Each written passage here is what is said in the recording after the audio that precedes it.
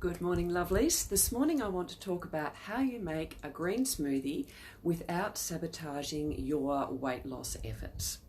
Now, the beauty of a green smoothie is that you are getting some extra serves of vegetables into your diet.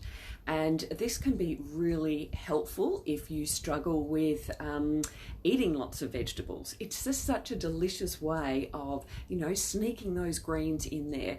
And I've talked a lot about how the greens are just amazing for our health, and they're kind of like the youth elixir because they keep the suppleness of our skin happening and help prevent cardiovascular disease, and I could go on and on.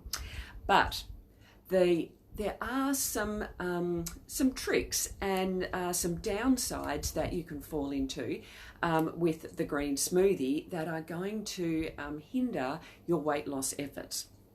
So the first thing is that we want to include some greens, and this can be anything from baby spinach to celery, kale, even your herbs like mint. You chuck a whole handful of mint in there, you're getting a lot of greens. Then we want to add some fruit. Fruit is the thing that makes the green smoothie attractive and makes us want to drink it because it gives us that sweetness.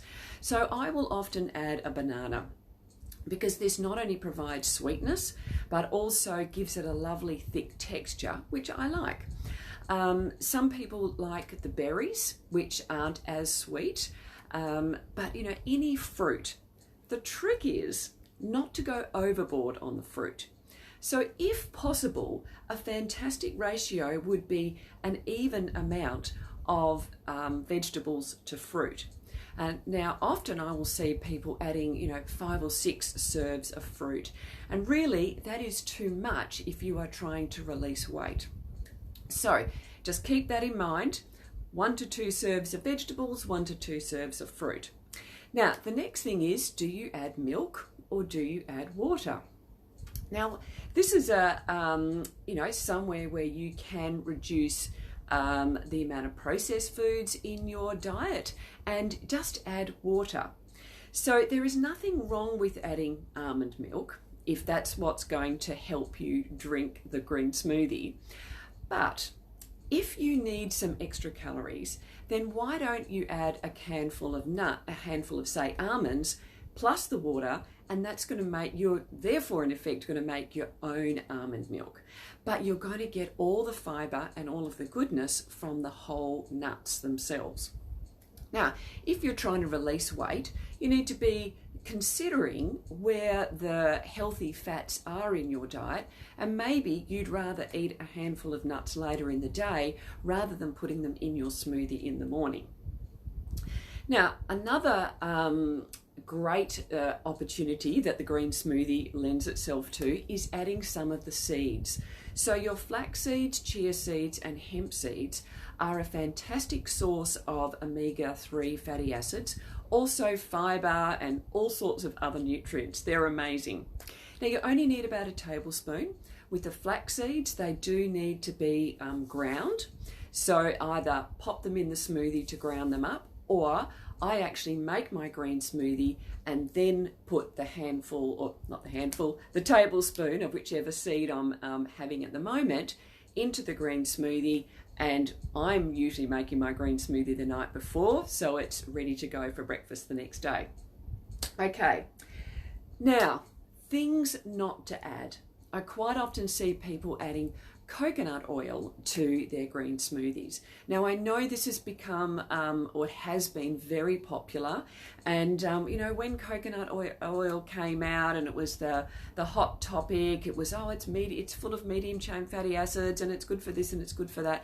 Actually, it's mostly a saturated fat. So this is absolutely going to hinder any weight loss efforts. There is no fiber in any liquid oil, so I would really discourage you from adding coconut oil or using coconut oil in general. What was I going to say? There, lost my train of thought. And yeah, no fiber, and it's a saturated fat. So it also does not, it adds to your saturated fat and your cardiovascular risk. The other thing is there is no need to add protein powders.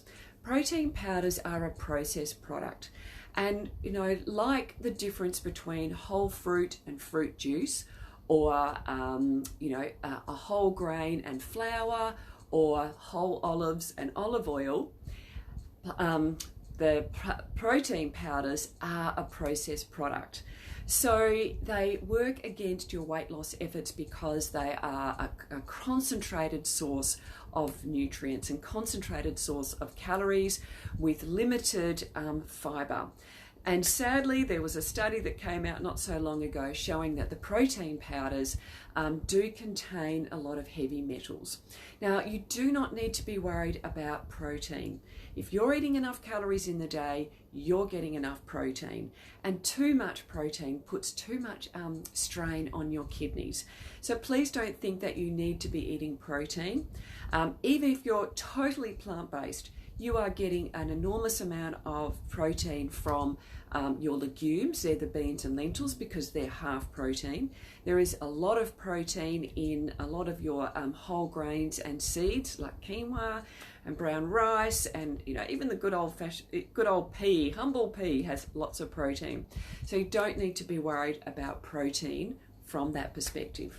So I hope that helps. If you've got any questions, pop them below, and I'll see you next week for next tips.